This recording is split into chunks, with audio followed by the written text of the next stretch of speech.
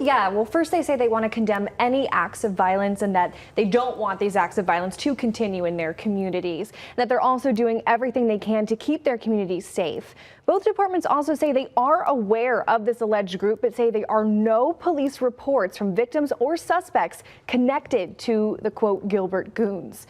Parents in both Gilbert and Queen Creek are frustrated. No arrests have been made after Preston Lord was brutally beaten while leaving a Queen Creek Halloween party on October 28th. He died just 2 days later.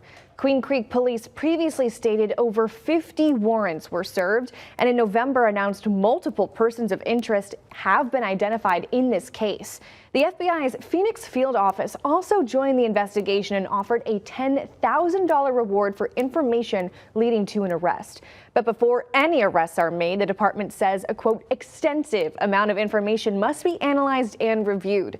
It says it is also still waiting on the medical examiner's official report.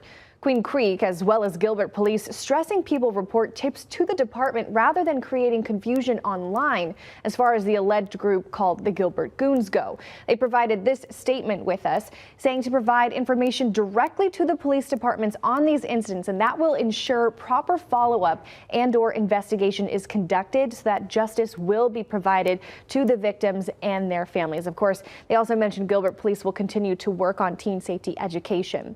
The Queen Creek Police Department is also issuing a similar statement saying, quote, they also want to ensure the victims' parents get what they deserve, the justice they deserve, rather, and that they are working to follow up on this case as best as they can. And they are aware of reports of this group, but also say that there is no evidence right now that to substantiate any claims that they are tied up in this case. And guys, because Preston's assault happened outside a Halloween party, police have previously mentioned the need for any possible video evidence. So if you have any pictures or videos of the incident, or your teen does, you can submit it anonymously. And we already have the link to do that on our website.